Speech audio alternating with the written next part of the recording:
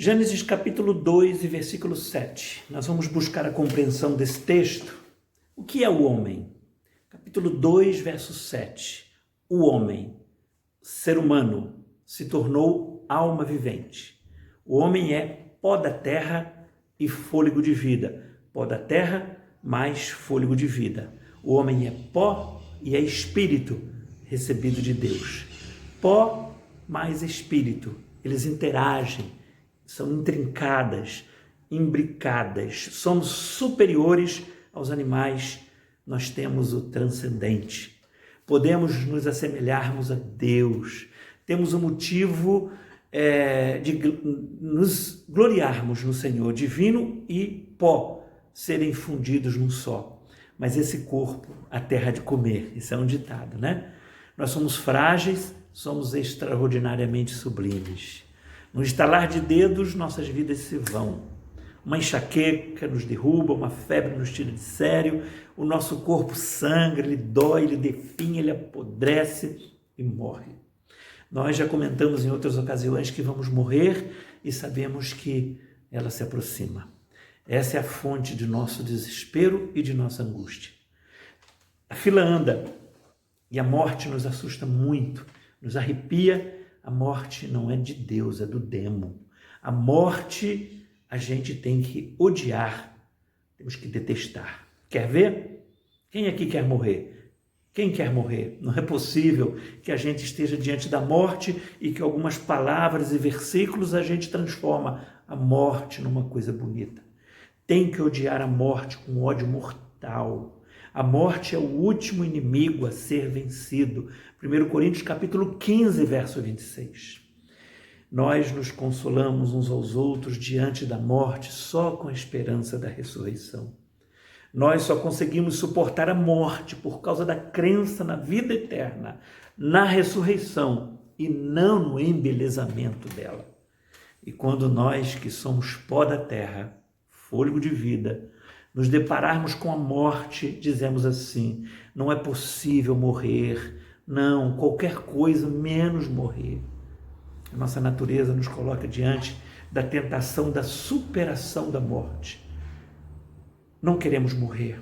Na quinta-feira do dia 23/7, às 23 horas, eu recebi uma mensagem pelo Facebook que a Abigail havia falecido.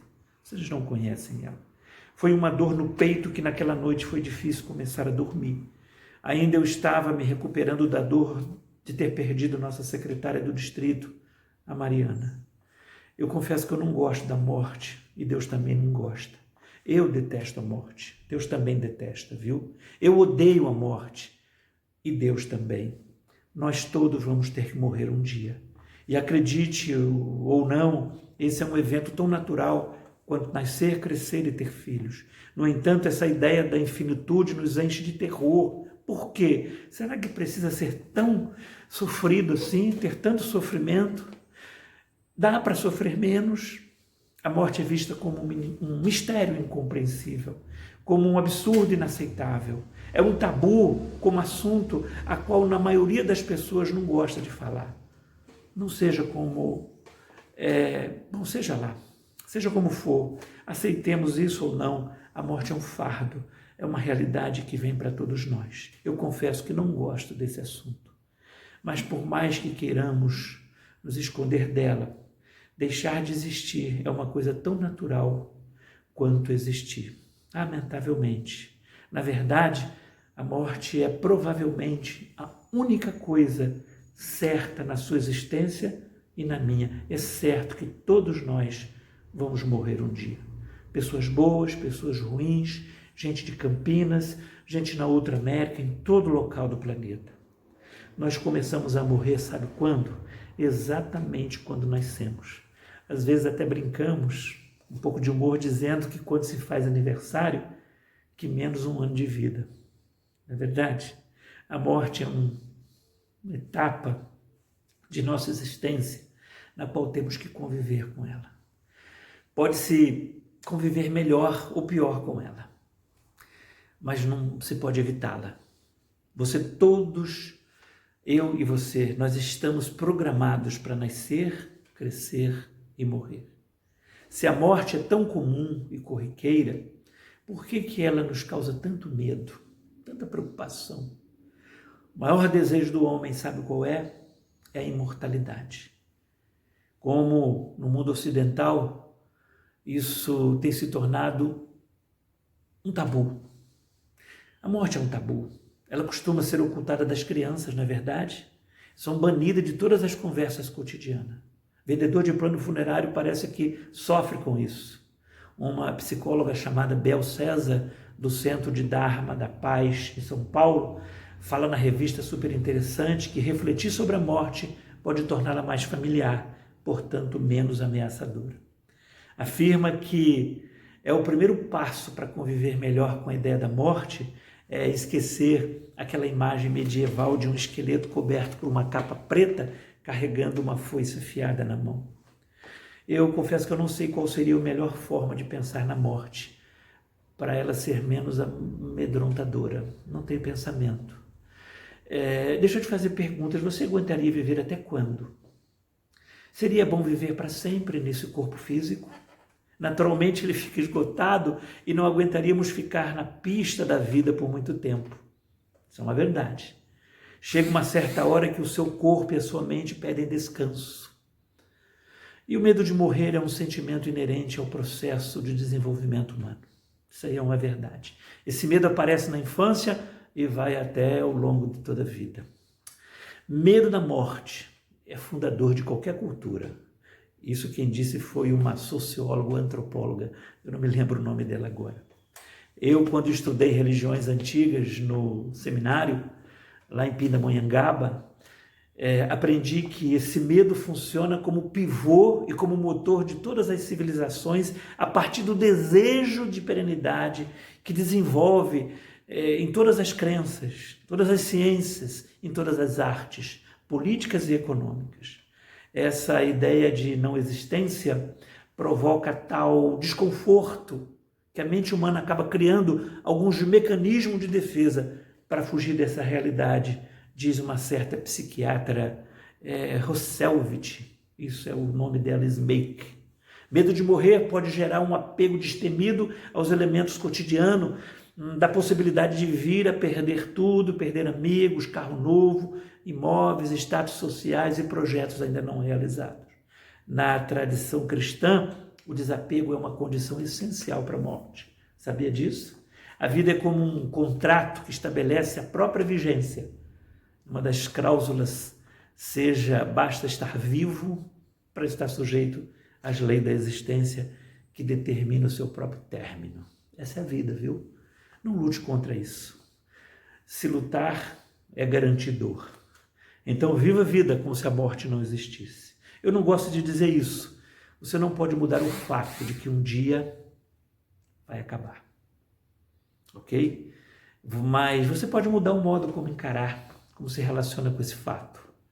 Eu li uma história antiga que me ajuda a entender melhor esse processo de pequenas aprendizagens. Um dia, há muito tempo, um homem resolveu fazer um contrato com a morte e prometeu a ela que não ofereceria resistência quando sua hora chegasse. Mas ele pediu em troca que fosse avisado com antecedência, que poderia ter tempo suficiente para terminar todas as suas tarefas. Então um acordo foi feito com a morte. Tempos depois, houve um acidente grave na cidade e muitos amigos do homem morreram. Okay? Anos mais tarde, um vizinho próximo dele faleceu. Em seguida foi a vez de um tio, até que esse homem ficou doente um dia e em alguns meses encontrou-se com a morte. Ele tinha vindo buscá-la. Revoltado, ele reclamou com a morte: eu pedi que você me avisasse quando viria e não recebi um sinal sequer. Ao que a morte respondeu para ele: a morte de seus amigos, seu vizinho, do seu tio não bastaram para te avisar que eu estava chegando, que eu estava rondando? Deixa eu te falar uma coisa, as pesquisas demonstram que pessoas com forte grau de envolvimento religioso, independente até da crença, geralmente têm menos medo da morte. Geralmente, porque a fé ajuda a superar a ansiedade em relação à ideia da infinitude. a psicanalista, essa que eu citei, Roselvich, ela diz o seguinte: na religião, o indivíduo convive melhor com a finitude, porque lá encontra certeza sobre por que vive, por que morre e o que acontecerá depois da morte. Alguém disse que o fruto apodrece, cai no chão, mas deixa semente que dará um outro fruto. Assim também é conosco. Vamos, mas ficam semente. Então gastamos os nossos dias tentando aproveitar a vida e chegamos ao momento da morte totalmente despreparados. A filosofia diz o seguinte: se você não disse o que queria dizer, não amou o quanto poderia amar, não tentou aquilo que desejava tentar, logicamente irá morrer angustiado com a sensação de que a vida se foi e tudo ficou pela metade. O meu conselho a você é: reconcilie-se com a morte. Não por morbidez, mas para se esquecer, para não se esquecer de viver. Não porque seja que é bom deixar de existir, mas simplesmente porque ela vai acontecer a qualquer momento.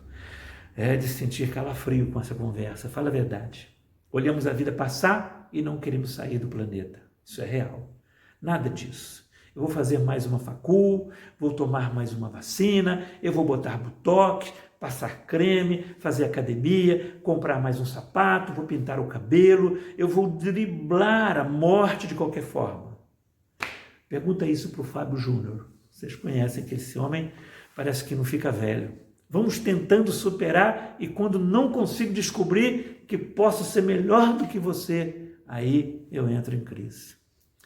A minha camisa tem marca, o meu sapato é democrata, a minha cama é king size, minha casa é melhor que a sua, meu carro é melhor, meu emprego, eu tenho mais diploma, minhas férias, a lua de mel é fora do país, e assim eu vou me afirmando. E quanto mais eu me afirmo, menos contrariado sou. Estou pagando, você faz para mim e acabou. Por isso que o dinheiro é poderoso. Quem paga, manda. Normalmente a gente tenta driblar a morte com esse tipo de sensações. A nossa vida é essa angústia de tentar negar o fato que somos mortais. Vivemos tentando negar essa realidade. Mas Jesus tem um caminho para você: vencer a morte. Qual? O mesmo que o meu. Qual seria? Morrer, vencer a morte. Você quer ser livre da morte? Então morra. Não lute contra a morte. Encare a vida sabendo que vai morrer. Você não é eterno, então viva a vida passando por ela sem estresse. Viva a vida. Assuma que você não tem controle da vida na sua mão e não consegue bancar a você mesmo.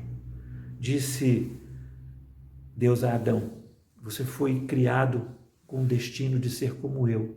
Eu tenho, ou melhor, você tem a minha imagem e a minha semelhança, mas você é um verme. E te darei a vida para você morrer. É paradoxo isso, né?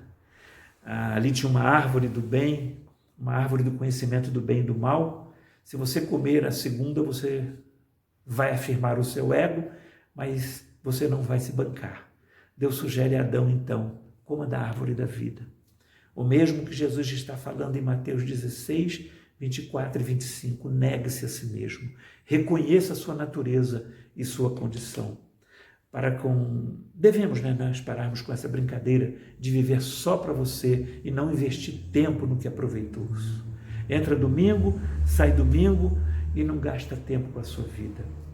O que poderá dar um homem em troca de sua vida? Mateus 16, versículo 26, a parte B do versículo. Seguir a Jesus aqui é pegar a sua cruz e morrer com ele. Em termos práticos, isso significa o quê? Entrega os teus caminhos ao Senhor, confia nele e tudo fará. Descansa, espera nele e ele fará sair a sua justiça como o sol ao meio-dia. Nós não podemos ficar tentando impor na vida se é Deus a nossa vida. O caminho de Jesus é sempre um caminho de morte. Você não consegue enganar ela. Então viva a vida. Quando a gente morre para a gente mesmo e entregamos nossas vidas nas mãos de Deus, dizemos: a vida não é conquistada com abraços, ou melhor, com os braços, né? Com essas abraçadas. A gente descobre que é só graça sobre graça. Quando você vê um pão na sua mesa e dizer que foi o seu braço, é diferente daquele que diz que foi o Senhor quem deu. Quem confia no seu braço, quando perder por acidente, o braço vai entrar em pânico, a sua vida vai entrar em pânico. Conhece a história de dois passarinhos que conversavam numa árvore? Ao ver um crente ansioso, vai ver que ele não tem o mesmo Deus que o nosso, disse um deles. Quem tem na mesa um pão que Deus lhe deu, sabe que Jesus já assume a morte, a reda de Satanás. Quem quiser me seguir tem que morrer comigo.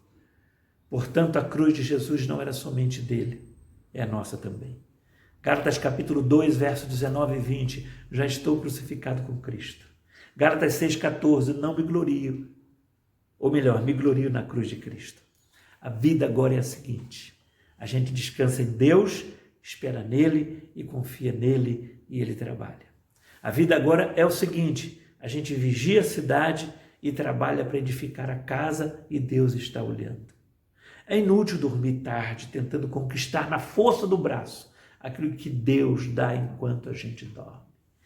Que a cruz de Cristo seja também a nossa, seja minha e seja a sua. Que o Senhor traga também a mim de volta na ressurreição dos mortos. Não desça da cruz, é o meu conselho a você. O mesmo Deus que ressuscitou Jesus vai te ressuscitar também. Então não desça da cruz. Viva nessa vida. Vá em frente em nome de nosso Senhor Jesus Cristo. Siga para a glória do Senhor a sua vida cristã. Siga em frente em nome de nosso Senhor Jesus Cristo. Que Deus te abençoe rica e abundantemente.